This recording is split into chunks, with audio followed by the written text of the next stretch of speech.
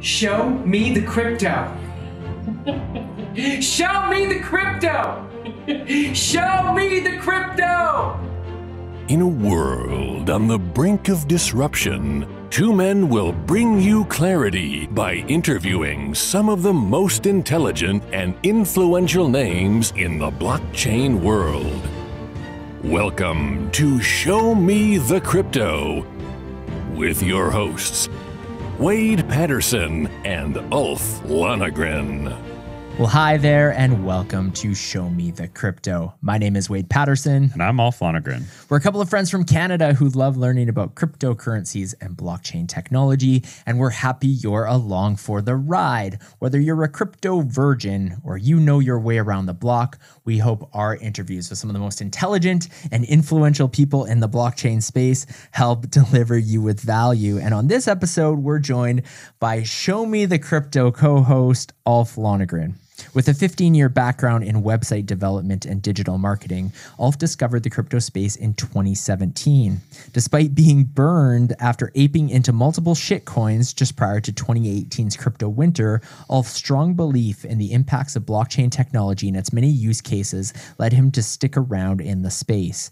In late 2020, I pitched Ulf on the concept of launching Show Me the Crypto, and without hesitation, he responded with an unequivocal yes.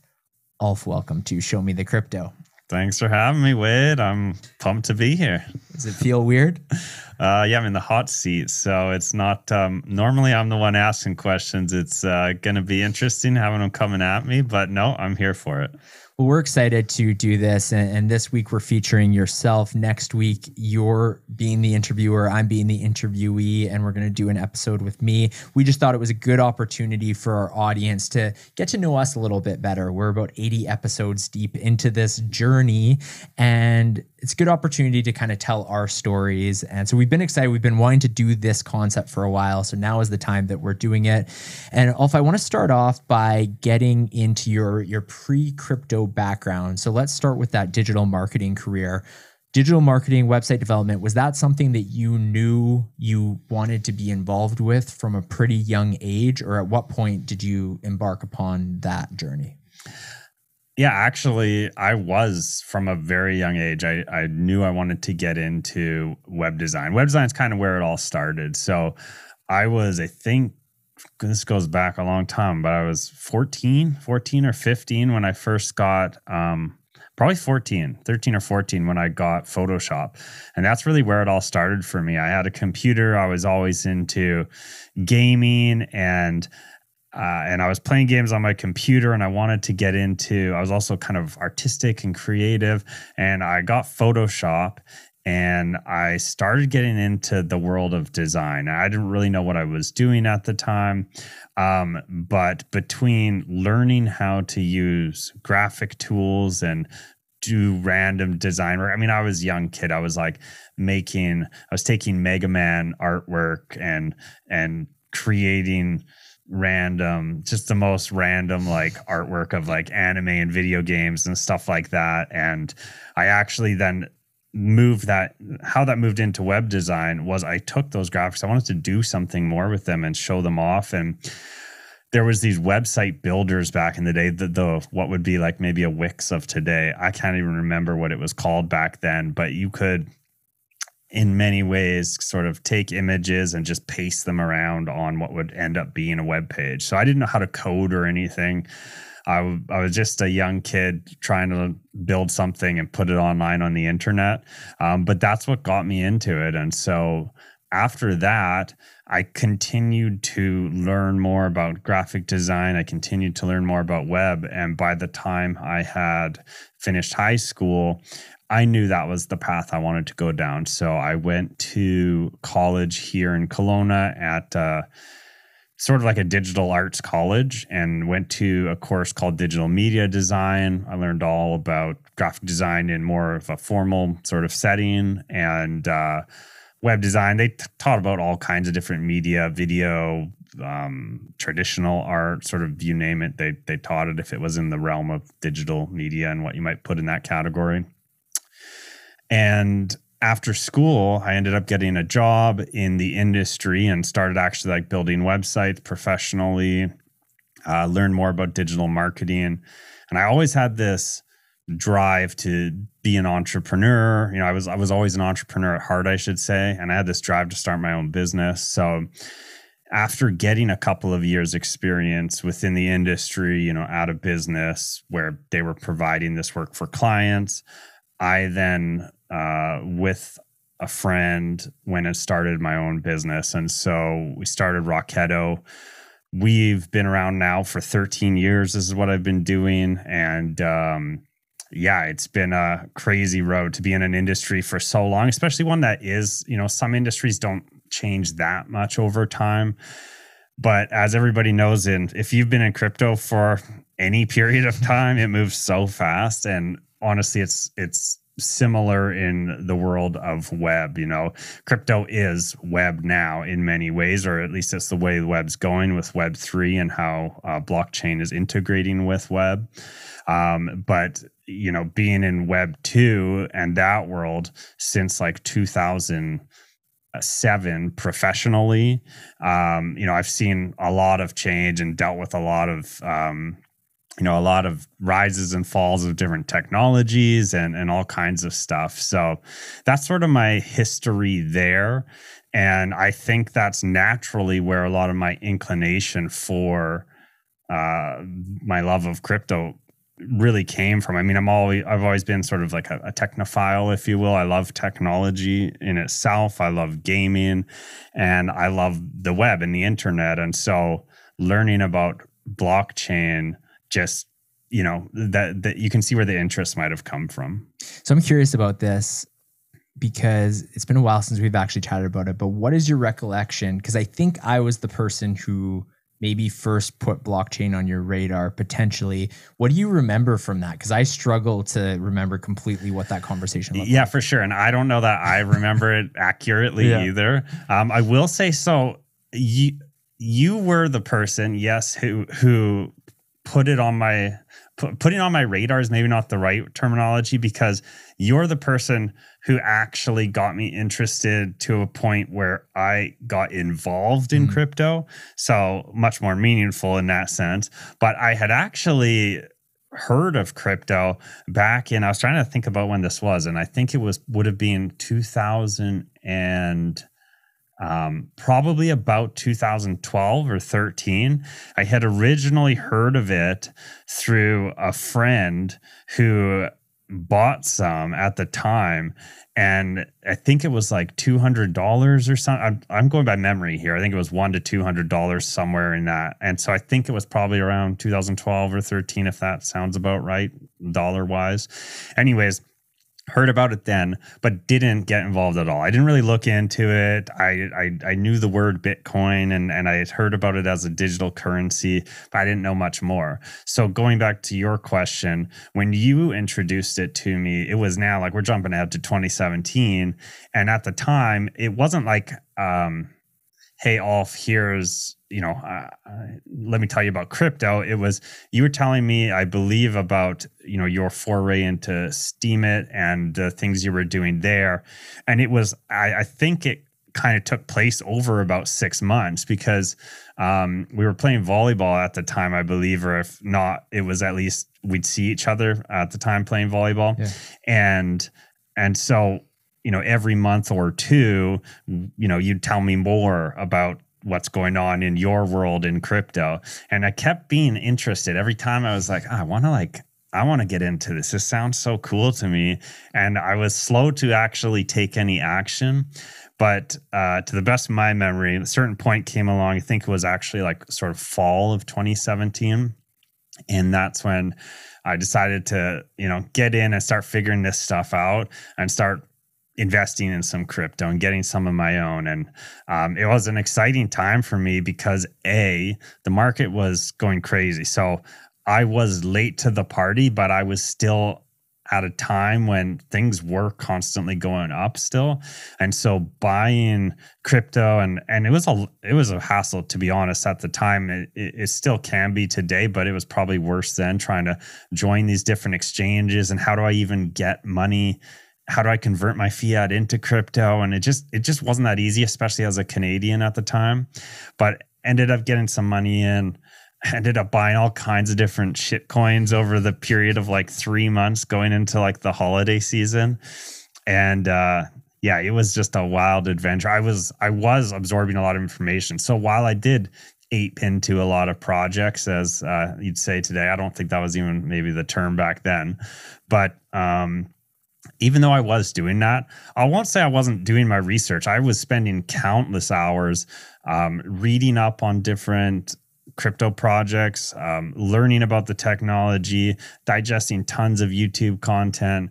And it turned into a real passion of mine. So it was fun for many different reasons. I was making money, at least from like a investment standpoint. I was learning about this new cool technology, and it was really exciting. Now we'll end on a happy note. That all, went downhill come 2018 when the bear market came and everything crashed, and I watched my portfolio tank. I guess we're not ending on a happy note, but that was where I started, and I guess that sort of answers the question. We'll get into that in a second, but first, I remember for the longest time, not the longest time, but probably at least 2 months before you invested actual money, you had like kind of a fake profile set up of like, if I were to invest, here's what I'd invest in. And that was gaining like so rapidly that like you were like, by the time you got in, you still made gains initially, but it could have been so much more. And like, I just remember thinking like, I could never do that in my life, like set up a fake profile of like, had I invested, here's what would happen. Like, it just seemed painful, but that was like, for me, it was like a way to be analytical in my decision making and to sort of see proof of concept on paper, I guess, before I took action. Also was probably the kick in the ass I needed to actually do it when I realized I could have had these other gains if I had just gotten earlier. So maybe you could expand a little bit more on your feelings and emotions of, okay, early 2018, seeing everything crash. You'd made some significant gains, put some significant investment into it. And one of the things that I remember about you is that you, from 2018 to 2020, you never completely left the space. I mean, maybe you can explain how involved you were, but like you didn't leave, whereas a lot of people left. They're like, this thing's a scam, it's a joke, it's never going back up. I don't think you had that same impression. So can you talk a little bit about that journey from early 2018 to maybe 2020? Sure. Yeah. I do think that as disappointing and disheartening as it was watching my portfolio tank going from, that when the crash sort of hit and we were moving into the bear market, I still think I came into this industry as an investor learning about the technology first. And that is really where my passion for everything came from. So even though, like most investors, I mean, I came in wanting to see my investments increase in value and make money, I also did come in believing in the technology first. So I had a conviction that this would pan out one way or the other. And although I had this initial sort of hype and this success, and that didn't end up panning out, I still figured, well, I wasn't in this for the short term anyways. For a moment there, I was thinking I got lucky and maybe it will pay off short term, but that wasn't why I got in. I was investing for the long term. And I told myself when I was buying crypto in 2017, I have a 5-year view on this stuff. And I see this as investments I'm buying now that I believe will go up in the long term, not tomorrow. So the bear market came, everything's crashing. I still paid attention for a while, but I actually did, I did lose attention. And part of it was, I think, my portfolio was down so much. I had no more money to sort of buy in while things were down, and I lost interest. Maybe it was also partly wanting to not focus on it because it was down and rather just like carry on with my life and wait it out, so to speak. But you're right in that I didn't totally check out. So I would still check back in every couple of months or so, just on prices and things like that. And there was a certain point, which I guess would have been, I'm really bad with my timeline, so I might get the dates wrong here, but it was probably 2019, I think, later 2019, when I started checking myself, maybe mid 2019, when I started checking myself back into crypto, and I started getting into some projects that looked really interesting to me, just from a research standpoint, not so much an investing standpoint. But I was looking into some of these DeFi projects. Token sets was really interesting to me at the time, and I started getting involved in that community more. And by the time 2020 arrived, that was when I was like actively thinking about, this may be the time now to start getting back into crypto. And that was just a matter of, kind of seeing the tides change and seeing the landscape shift, where people still weren't really paying attention, but you could see the momentum start to change, and there were gains being made for those who were in crypto. Now, I wasn't really investing still at that point, but I was seeing, and I was thinking, maybe I should be investing. I can see the value of Bitcoin, of Ethereum, of these different cryptos turning around, and it's starting to increase, at least from the bottom it had been at. So that's when I started getting back into it, getting back interested. But it is hard. It's hard in those times when, your investments are down, maybe you don't have money. And if you're not actively working in crypto or doing something in the space, you can lose interest for sure. So you talked about your initial getting into the space being based on the technology, and you believed in it and that kind of thing.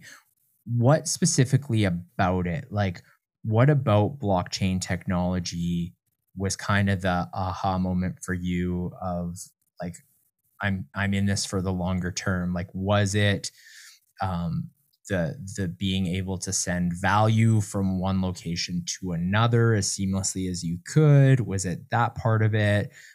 Was it the concept of smart contracts? Like, what was it about blockchain tech that gave you that confidence early on? Yeah, I think a lot of my initial interest had to do with the financial side of blockchain technology and what it can do for finance for individuals. And so like the concept of, banking the unbanked and empowering those who otherwise financially don't have a lot of power and don't have a lot of options.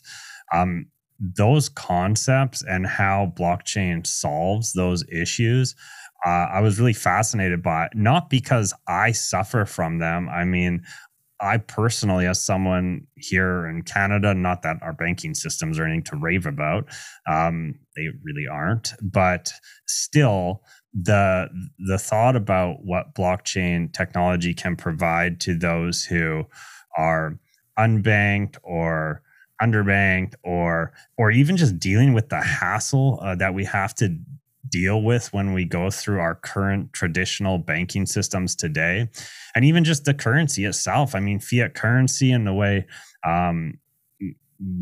that we print money and we just print as much as we want, and all of those different aspects of finance are things that are being solved with blockchain technology. And I found that so interesting from the beginning. And I only found it more interesting as time went on with the rise of DeFi and dApps and the things that the technologies that have been created that are usable today and have been for years now in the world of crypto. So you talked about being really interested in DeFi kind of coming into 2019. So 2020 was famously the DeFi Summer. What was your reaction through that? Because you would have had a little bit of skin in the game probably with some of these different DeFi coins and that kind of thing. But like, what was your reaction? And also added on to that, what was kind of your macro thesis of that time of like bull run, bear market? Like, did you think we were on the brink of another bull market? Or take us into that kind of early 2020 or that summer of 2020. Sure. So the DeFi Summer was interesting because I was paying attention.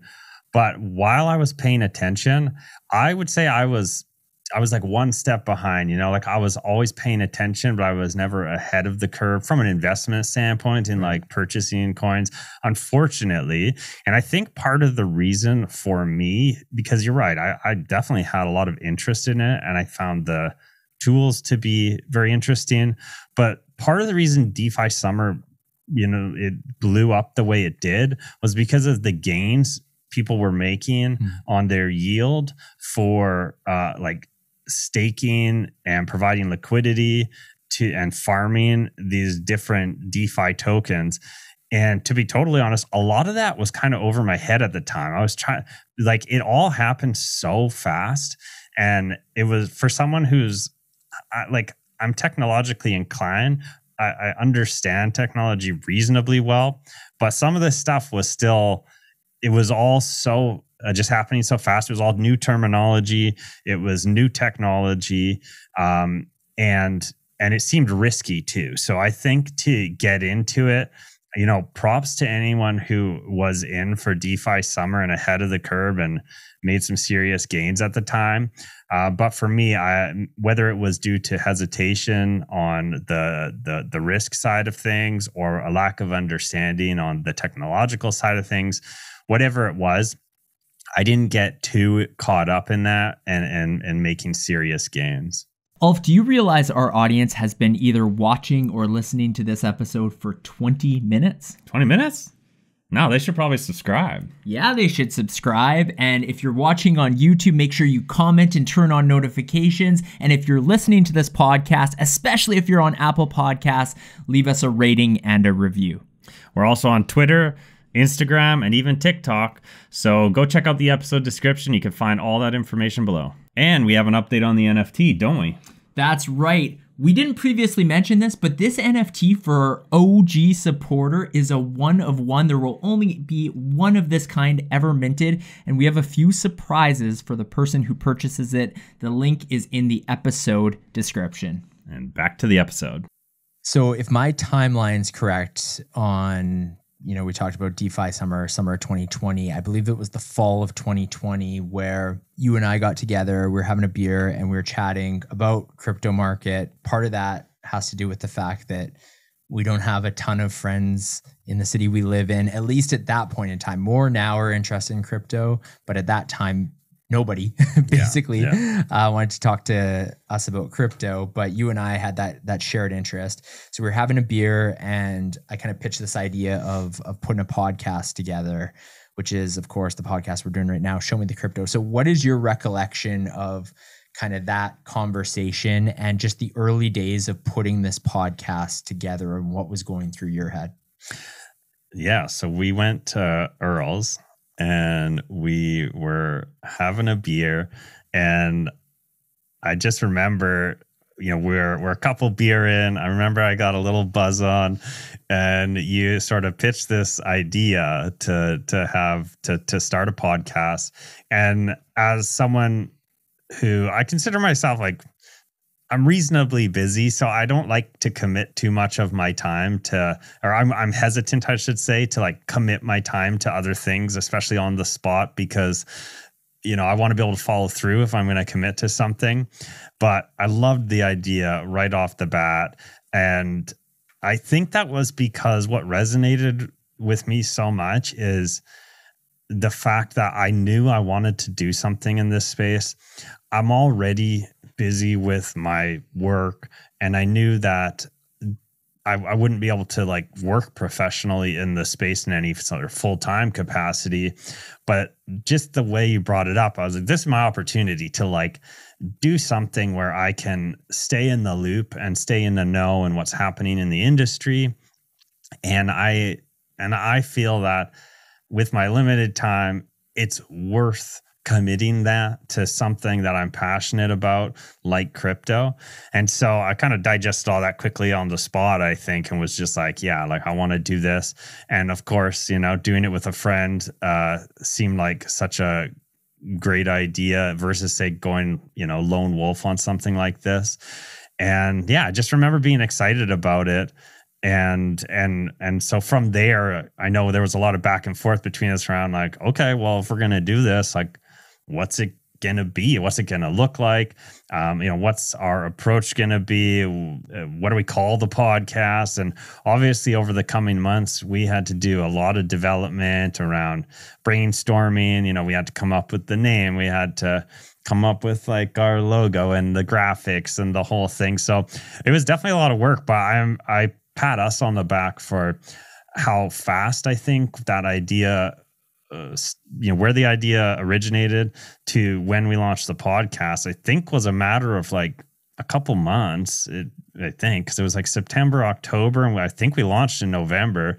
Maybe I'm a little off there, but it was a quick turnaround, and we've been pretty consistent ever since. I think we've missed 10 episodes or something, like if we were looking at a weekly release format, which is pretty damn good over almost 2 years. So yeah, that's kind of how I remember it coming about, and a little bit about, where we've been and where we are. So at that point in time, let's call it October 2020, what would your thoughts have been if I was to say in October 2022, we will have 83 episodes under our belt?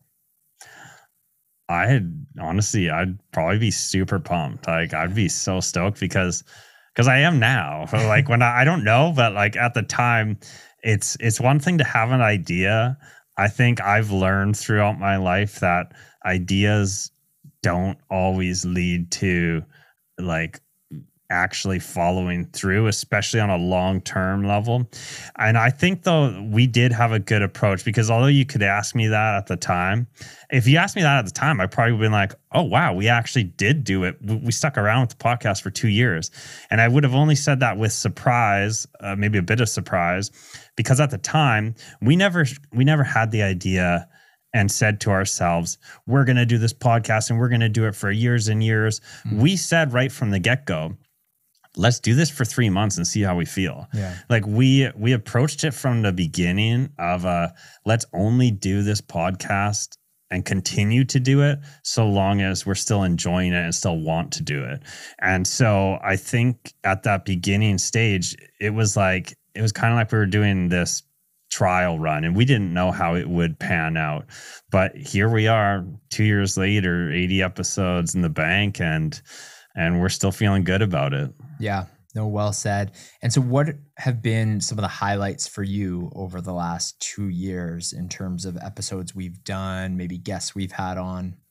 Sure. Yeah, definitely. We've had some big highlights. For me, coming into it, this is probably the major highlight for me, which was I've been a Cardano follower and fan of that project for a long time, since before we started the show. And we always talked about, sort of like bucket list guests we'd want on the show. And we managed to get Charles Hoskinson on as a guest when we were like, I think 4 or 5 months into Show Me the Crypto, which was crazy. He's like episode 20 or something. Yeah. And like, we have no following or anything, no subscribers. And yet the founder of, a major cryptocurrency project took his time to get back to us in the first place, and then go ahead and schedule an interview and come on, this small podcast. And beyond just having him on the show, I still think it is to this day one of the best episodes we put out. And that a lot of that goes, credit to Charles. He's a very interesting person to listen to. He's very articulated with the way he talks and the ideas he gets across. And I thought we just did a great job explaining, or asking him the right questions and having him explain Cardano in full. And so that was definitely, one of the major highlights for me. Outside of that, I'd say just some of the other guests we've managed to get on. We've had some guests who maybe people wouldn't think that I'd be excited about, but some people that I've followed in the space and I've listened to and that have educated me we've had them on our show, and it's always fun to interview someone who you look up to because they've taught you things and helped you sort of, further your learning within the space. Charlie Lee, he's our one Hail Mary guest that we had on. We put out Hail Marys every Friday. We've been doing it for not the whole time, but I think we put out 60 or so now. And Charlie Lee responded, founder of Litecoin, and having him on the show. I'm not a Litecoin holder or anything like that, but I just had. It's a big joy to have someone respond to our Hail Mary request, who has a really big following, who has one of the most well-known OG projects in crypto. So that was really cool too. And I'm sure there's many others, but those are some that stand out. So who's on your wish list of guests? Like 3 people who you would love to have at some point on the show? Oh man, if I'm going like Hail Mary here, these are definitely ones we've thrown out. I mean, I'm gonna go straight to the top here. Elon Musk. Oh yeah, let's get Elon on this show. Hell yeah. Vitalik Buterin. Vitalik, come on, let's do this. I feel like Vitalik will happen. It's just a matter of time. Just a matter of time. Yeah. We got to get Vitalik. It's been on Bankless like 18 times. Yeah. We'll get him on. Who's we'll the get third? him on. The third, let's go big again. Jack Dorsey. Awesome. Yeah, I'd love to see the 3 of them. So what about topics that we've discussed? So it's interesting, you and I, you were more into DeFi in the summer of 2020. I, in early 2021, mid 2021, got quite into NFTs when you were a little less interested in that. So what have you thought about topics that we've discussed? So we've done a lot of episodes on NFTs. Have you enjoyed those, or is your preference a certain subject matter? In terms of the topics that we've discussed, what's kind of been amongst your favorite?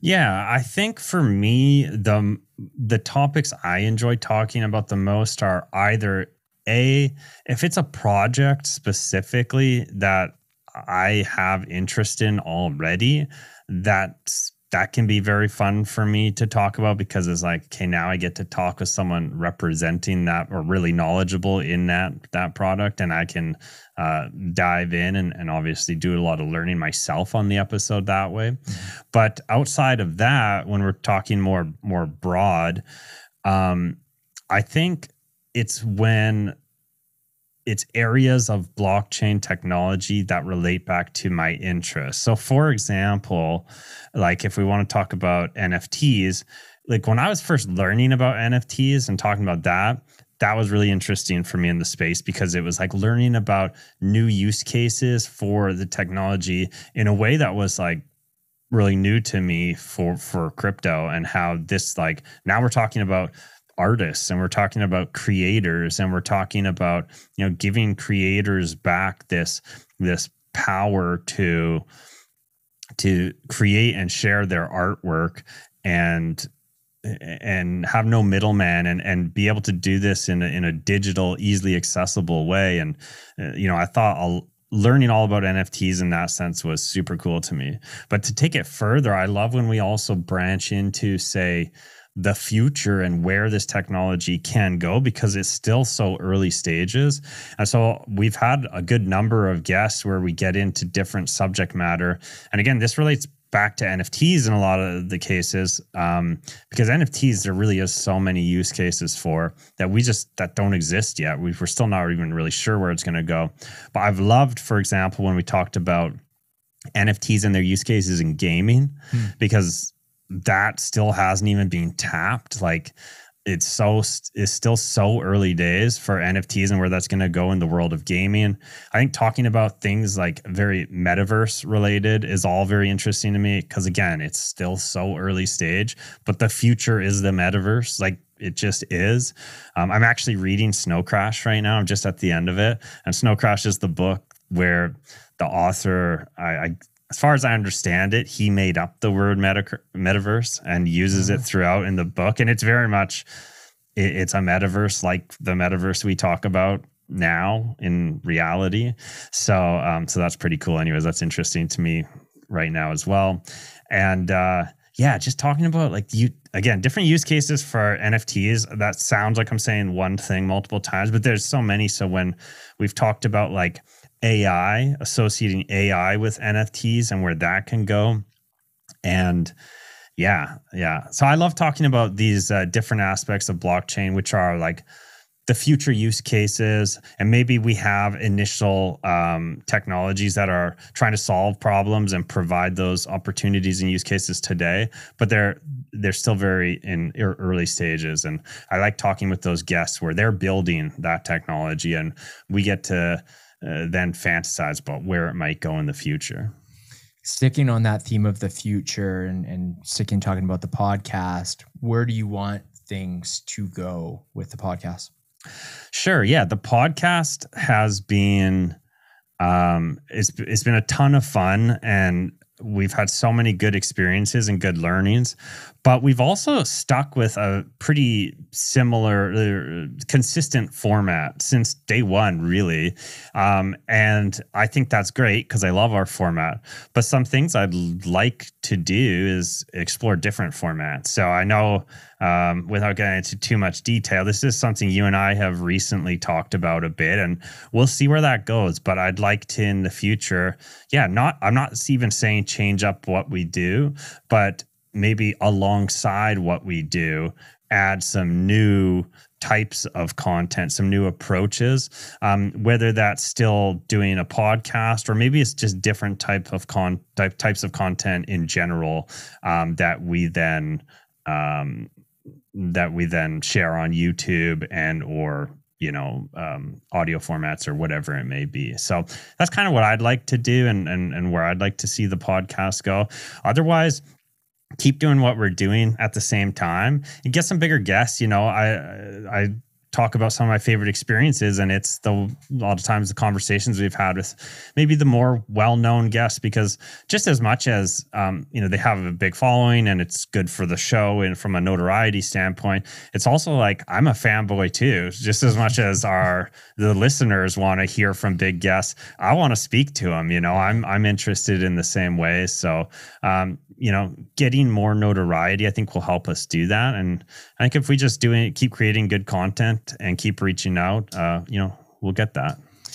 So kind of taking a step away from the podcast and talking about the 2021 bull run. It was really late 2022, early 2022, but it was all of 2021. What were your thoughts? You were there for the 2017 bull run, but what were your overall observations if somebody was to say, explain what the 2021 bull run was all about? What did you take from this last bull run? Yeah, it was interesting for someone who whose first bull run. I was only there for the tail end of it, but I still felt like that first bull run was much more, I don't know what the right word is for it, but it's like, it was just all of crypto. Like crypto was blowing up. Whereas in this last bull run, I wouldn't explain it the same way because all of a sudden crypto had much more sub-segments. There was NFTs, there was DeFi, there was, other types of just new projects, new blockchains and that sort of thing. And so now there were these subsectors of the space. And I feel like if you actually took a look and broke it down, whether this is accurate or not, those different subsectors of the space sort of had their own rises at different times. And so I think it was a little more nuanced of a bull run. When you take a step back and look at it, it wasn't like you could just buy anything and the price was going to go up.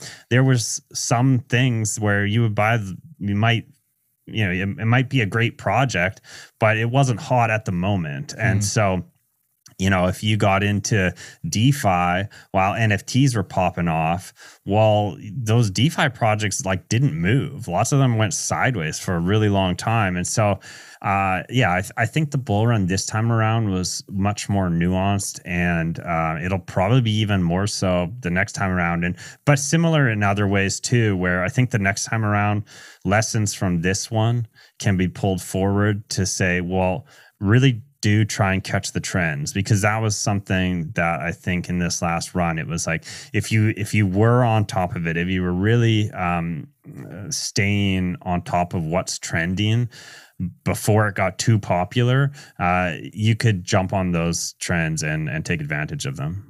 One of the things we've been asking our guests on recent episodes is for bear market advice, given that we're in a bear market right now. You lived through the last full bear market. You're around for this one. What is some advice to our listeners and viewers on YouTube of how they can make the most of this bear market? Yeah, so I have real learnings from the last bear market, and I already talked about that just earlier, but if you go back and listen to what I said, it was that, I did check out for a while. And I think my big learnings are, when I did check back in, I was able to take advantage to make some pretty decent gains this bull run. But if I had never checked out, man, I could have done so much better, because I just would have been paying attention the whole time. And it's one thing to talk about it. You can talk about it from different ways, because we can talk about the bear market purely from an investor standpoint, which is that, if I were to go back and just say, what should you be doing now? I'd just say DCA in personally, because if you're DCA in the bear market, who knows when the bottom is going to be, but no matter what, so long as another bear or bull market comes, if you were DCAing in the bear market, you'll come out on top. As long as that one factor comes true, which is that there's another bull run, you'll come out on top. So that would be how I'd approach it. This time around. Am I doing that? Well, my finances are tight, so I can't DCA as much as I'd like to, unfortunately. But still, I think that would be some of the learnings there. Yeah, and for our audience that might not be familiar with that acronym, DCA, dollar cost average in, so kind of buying periodically, maybe on a regular schedule type thing to get a good average. So you're not just buying at a high level, or, you run the risk of not buying all at a low level, but let's face it, we're never going to time it perfectly. So that's a really good strategy to have. I want to ask you about maximalism in the space, because it's been a theme. It was a theme all through the bull market. It's definitely something that's happening now. We are a podcast that isn't a maximalist podcast. We cover all sorts of things, and some people might argue that that's not good, because maybe there's projects that aren't going to do well, might not succeed, and they argue, well, by exposing an audience to that, we might be leading them down the wrong road. Who knows? But in a time and in a world of crypto where maximalism is very apparent, what are your thoughts on whether it's Bitcoin, whether it's Ethereum, people who are kind of like single project minded in the space? I just don't agree with it at all. To be honest, I think that it's stupid. People, so I think human beings are tribalistic by nature. We want to be a part of something.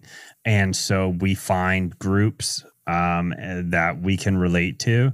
And once we find groups that resonate with us and where we make a bit of connections and that sort of thing, it can be easier to just stick with that one group than maybe be more open-minded to other groups who maybe have other thoughts and other approaches to, solving problems or building technology or whatever it may be. But I think to be open-minded and to not be maximalist, at least in the space of crypto, it makes way more sense to me. Especially just because it leads to a lot of negativity. You look at maximalists, And those who argue with maximalists about, you know, their projects and it's my project versus your project sucks, my project's great. It's like, man, what is it? A rising tide Lifts all boats. Lifts all boats. You know, I look at it through that viewpoint, which is that the crypto space as a whole, I mean, for sure, there's going to be bad projects and there's going to be problems and there's going to be scammers, and none of that is going to be solved instantly. But the ones that are those bad projects, those scam projects, whatever, they're not going to stay forever. They're not going to last long. They might get away with it, they might not, but eventually they'll die off. And it's going to be the projects that you know, are actually making a difference and providing real value that stay around and continue to push this industry forward. And I say that about like all projects as a whole. It's not going to be one project. It already isn't. There's thousands of projects that are doing great things in this space. So to say that you're one blockchain, like if you're a Bitcoin maxi, I mean, I don't know. I don't agree with it. I think that there's lots of people who came into this space thanks to Bitcoin and now have branched out into other areas. There's also the same could be said about other projects. People who came in introduced to they heard about Dogecoin on the news and they started learning about Dogecoin, and now they've trickled their way back to Bitcoin and they're a fan of that too. So why do we got to love one and hate the others? I just don't agree with it. Yeah, if it wasn't for an altcoin, I never would have entered this space. So it's a really good point. It's a really refreshing take, in my opinion, on maximalism, which runs rampant in the industry. Ulf, it's the moment you've been waiting for. We ask a lot of our guests the final 3 questions in a segment we call You Had Me at Crypto. This is my first time asking these questions because you're always the person to do it. You know the questions well. Are you ready for your 3 questions? I haven't prepared for them, so this is just like our guess. We're going to just wing it here. At least you know what the questions are, though. Yeah, true. Okay, question number 1. Who is your favorite person to follow in the crypto space?